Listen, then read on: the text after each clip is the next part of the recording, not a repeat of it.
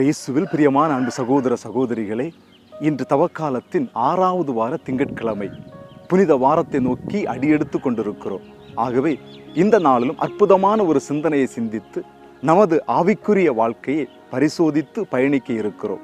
இன்றைய சிந்தனையை நமக்காக வழங்கி இன்றைய பயணத்துக்கு உதவியாய் வருகிறார் பழனியார்பாளையம் புனித பிரான்சிஸ் சேவியர் ஆலய உதவி பங்கு தந்தை அருட்தந்தை பிரவேன் அடிகளார் அவர்கள். வாருங்கள், அவரது கருத்தாளமிக்க சிந்தனையை கேட்டு இன்றைய பயணத்தை அர்த்தமுள்ளதாக்குவோம். தந்தை, மகன், தூய ஆவியின் பெயராலே ஆமேன். இயேசு கிறிஸ்துவில் பிரியமான சகோதர சகோதரிகளே, இன்றைய தவக்கால சிந்தனைக்கு உங்களை அன்போடு அழைக்கின்றேன். இன்றைய நாளிலே நான் அடுத்தவர்களை தீர்ப்பிட மாட்டேன் என தீர்மானிக்கிறேன் என்ற ஒரு மைய கருத்தோடு உங்கள் அனைவரையும் தியானிக்க அழைக்கின்றேன்.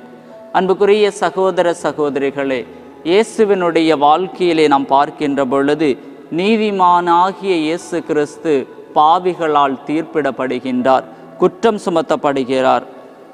என் மீது குற்றம் உண்டு என்று உங்களில் யாராவது சொல்ல முடியுமா என்று கேட்ட இயேசுவையே பொய்க்குற்றம் சுமத்தி மரண தண்டனைக்கு ஆளாக்குகிறார்கள். இதை நாம் பார்க்கின்ற பொழுது இயேசுவுக்கே இந்த நிலைமையா என்று சிந்திக்க அழைக்கப்படுகின்றது. ஆனால் இன்றைய முதல் வாசகத்திலே பார்க்கின்றோம், கடவுளுடைய இறைவாக்கினர்களும் நீதிமான்களாய் வாழ்ந்த மக்களும் இதே போன்று தீர்ப்பிடப்பட்ட ஒரு தருணம் இருந்தது என்பதை இன்றைய முதல் வாசகத்திலே நாம் பார்க்கின்றோம். நீதியின் மகளாகிய சூசன்னாவை தீர்ப்பிடுகின்றனர். 2 பேர் அவரை பொய்க்குற்றம் சுமத்தி மரண தண்டனைக்கு ஆளாக்குகிறார்கள். உண்மைக்கேற்ப வாழ்பவர்களை கடவுள் கைவிட மாட்டார் என்பதற்கு இன்றைய முதல் வாசகம் ஒரு முக்கிய கருத்தாகவும் முக்கிய ஒரு இறைவாக்காகவும் இருக்கின்றது. காரணம், சூசன்னாவை காப்பாற்றுவதற்காக கடவுள் தூய ஆவியாரை தானியேல் என்கிற ஒரு இளைஞன் மீது தூண்டிவிடுகிறார். அதன் பொருட்டு சூசன்னாவின் உண்மைத்தனம், நீதி, நேர்மை மக்கள் முன் வெளிப்படுத்தப்படுகின்றது. இதை நாம் பார்க்கின்ற பொழுது நமக்கு என்ன தெரிகிறது என்றால், நம்முடைய வாழ்க்கையிலே நாம் நீதியின் மக்களாக, உண்மையின் மக்களாக நாம் வாழ்கின்ற பொழுது நாம் இருள் சூழ்ந்த பள்ளத்தாக்கில் நாம் நடந்தாலும் எதற்கும் பயப்பட வேண்டாம். காரணம், ஆண்டவராகிய இயேசு கிறிஸ்து நம்மோடு இருந்து நம்மை வழி நடத்துவார் என்ற ஒரு இறைவாக்கு நமக்கு ஒரு உற்சாகத்தையும் உத்வேகத்தையும் கடவுளிலே பயணிக்க இன்றைய தவக்கால சிந்தனையின் துளிகள் நம்மை அழைக்கின்றது. ஆகவே பல்வேறு நிலைகளிலே நாம் எந்த சோதனைகள் வந்தாலும், இடர்கள் வந்தாலும், மற்றவர்கள் நம்மை தீர்ப்பிட்டாலும் கடவுள் நம்மை தீர்ப்பிட மாட்டார். காரணம், ஆண்டவராகிய இயேசு கிறிஸ்து யாரையும் இந்த உலகிலே தீர்ப்பிடவில்லை.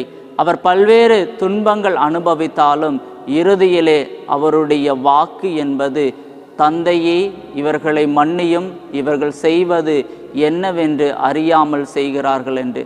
ஆகவே கடவுளுடைய வருகை என்பது மனிதர்களை தீர்ப்பிடவல்ல, மாறாக மனிதர்களை மீட்கவே. ஆனால் மனிதர்களாகிய நாம் நம்முடைய வாழ்விலே மீட்க வந்த இறைவனையே பொய்க்குற்றம் சுமத்தி தீர்ப்பிட்டோம். ஏனெனில் மரண தருவாயில் கூட இறைவன் மனிதர்களை மன்னிக்கும் நோக்குடன் இருந்தார். ஆனால் எப்படி இயேசு தீர்ப்பிடப்பட்டாரோ அதே போல இன்று நாம் பல மனிதர்களை நாம் தீர்ப்பிடுகிறோம்.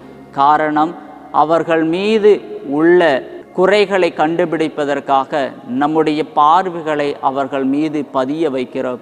அதே பார்வையை நம் மீது பதிய வைத்தால் நாம் செய்கின்ற குற்றங்களையும் நம்மால் சரி செய்து கொள்ள முடியும்.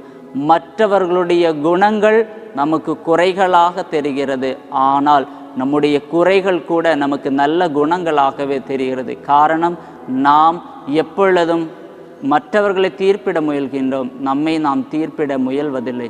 நம்மையே நாம் சிந்தித்து நமது வாழ்க்கையை சுயமாக, என்னுடைய வாழ்விலே நான் சரியாக இருக்கிறேனா என்று நான் சிந்தித்து பார்த்து நம்மையே நாம் தூய்மைப்படுத்தி கொண்டு இந்த தவ காலத்திலே மற்றவர்களை தீர்ப்பளிக்காமல் மற்றவர்களை மன்னித்து வாழக்கூடிய வரத்தை இறைவனிடத்தில் கேட்போம். ஆமென். அன்பின் ஆண்டவரே, இதோ இந்த தவ காலத்திலே நாங்கள் பிறர் மீது குற்றம் சுமத்தாமல் பிறரை ஏற்றுக்கொண்டு வாழக்கூடிய மனநிலையை தாரும். அன்று நீதிமானாகிய இயேசு பல்வேறு நிந்தைகளுக்கு தீர்ப்பிடப்பட்டார். ஆனால் அதே தீர்ப்பை இன்றைய சகோதர சகோதரிகள் மீது நான் பல நேரங்களில் சுமத்தி இருக்கிறேன். ஆனால் இன்றைய நாள் முதல் நாங்கள் பிறரை தீர்ப்பிடாமல் வாழ்வதற்கு உதவி செய்யும்.